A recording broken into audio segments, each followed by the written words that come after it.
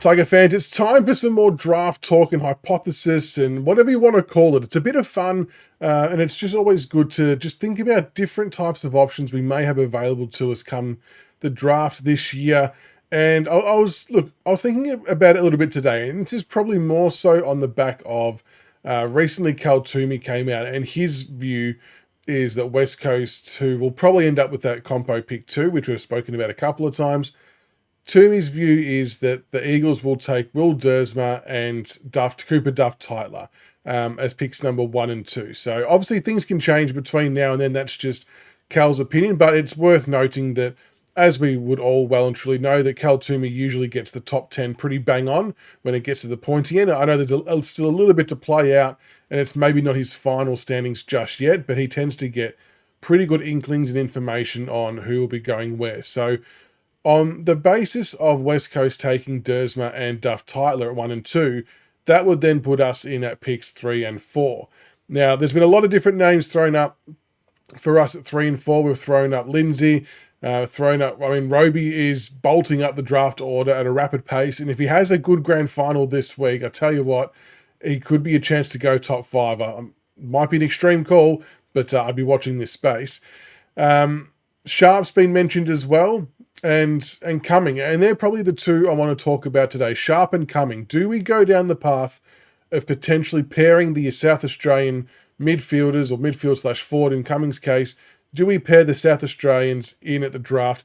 And then Louis Callaway comes into play as well as a father-son down the track. And funnily enough, you'll see a little bit of it in the footage that will play throughout this video. But during the champs, there was quite a few times that Callaway, Cumming, and Sharp all kind of combined and linked up, and they just work really well together. So that was I just found that a little bit of interesting side play to see that unfold as I was getting everything together. But look, I know with Dyson Sharp, we'll start with him in particular.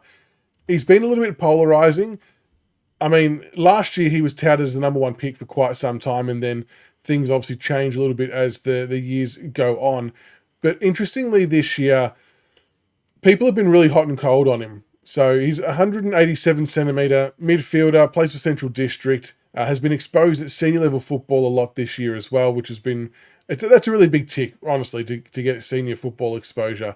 But depending on what, I suppose, draft board you're looking at, some people have got him top 3, some people have got him going from 5 to 7, some people have got him outside the top 10 because they worry about his lack of pace and sometimes his foot skills. But I mean, you look at these videos and the foot skills seem fine. Like all of these kids are pretty well the same in that aspect. Like, they're all going to make mistakes. They're all going to hit some targets. I think it's just part and parcel with the learning and development and growth of under 18 footballers. But what Dyson Sharp does have is a really strong ability to win the contested football in the clinches, and he does extract it quite well and get it out to players on the outside really well too. And he can use it on the outside himself as well when required. And he can also play forward, and he has done stints in the back line too as part of his, I suppose, apprenticeship working up into senior football. But you'll see from his highlights, and you would have seen throughout the champs how effective he was up playing as a forward. So looking at his champs stats for 2025, he averaged 27 disposals, 4 marks, 5 tackles, 1.3 goals, and just absolutely dominated. I mean, there's no real other way to talk about it. I mean, he was the All-Australian captain, state MVP, Lark medalist. He did absolutely everything. And I think for those who watched the champs, it seemed pretty clear-cut that he was by far and away the best performed at that level. And for me, that's always a really good indicator. How they go at champs, I think holds a lot of weight, because they're playing against the best of the best in terms of their peers.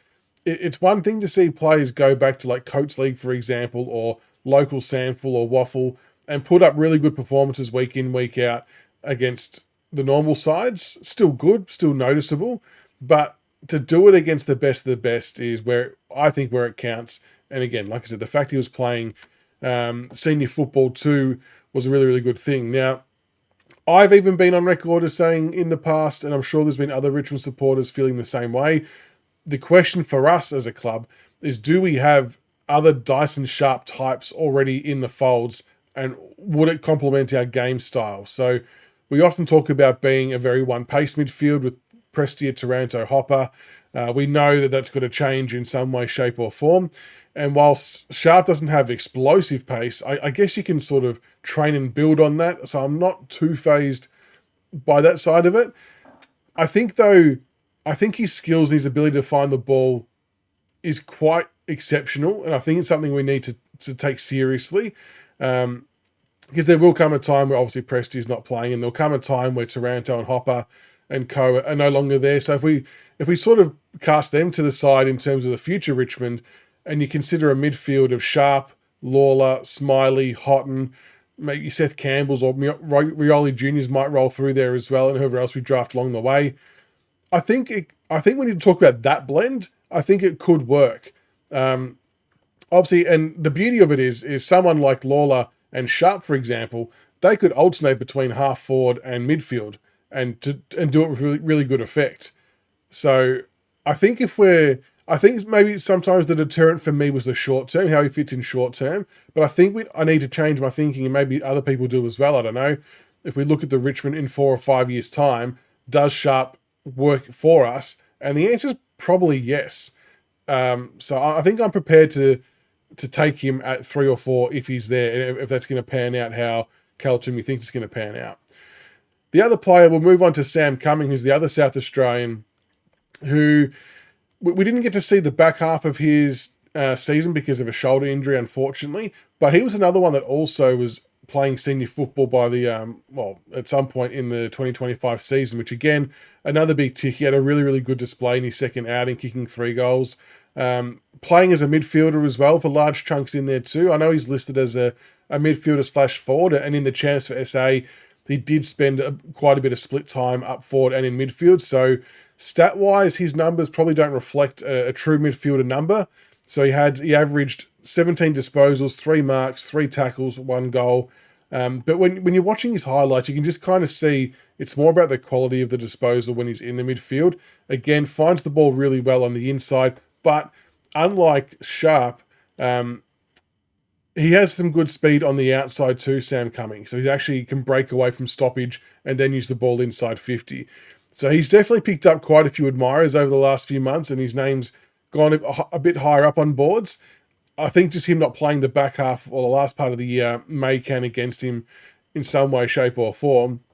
But he took out All-Australian honours, made his Sandford League debut with North Adelaide, playing 4 games before he had the shoulder injury. And yeah, the best performance was 21 disposals, 5 clearances and 3 goals, which was is pretty impressive against men, honestly. That's pretty good. And he had a pretty good pre-season stint with Port Adelaide as well. So good work rate, explosiveness. I think that ticks quite a few boxes from a Richmond perspective. And he's actually a good size too, as is Sharp. So those two, I feel, are players that you could see playing a role in the side next year in some capacity. At whose expense, I don't know. That's a future problem to have to worry about.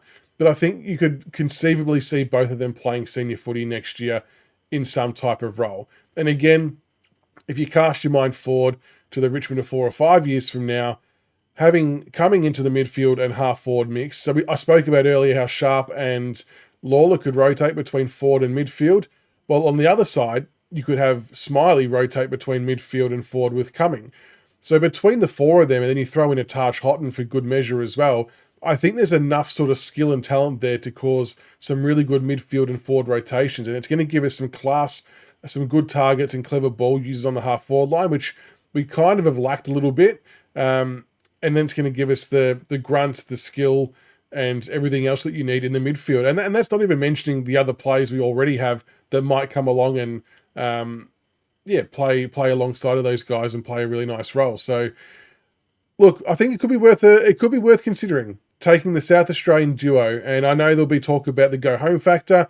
I think we've got a relatively good history with South Australian players. It's not that far. And again, I always say this, but at some point, you've got to back your club in to keep these talented kids on board. So we've got a good culture environment. We've got a whole raft of young kids. I think it's worth trying. Let me know what you think in the comments below. Would you go Sharp and Cumming at 3 and 4 in this draft if we had the chance? I'm keen to hear what you all think. Let us know what you think in the comments below. Make sure you like and subscribe for more. And until the next one, go Tigers.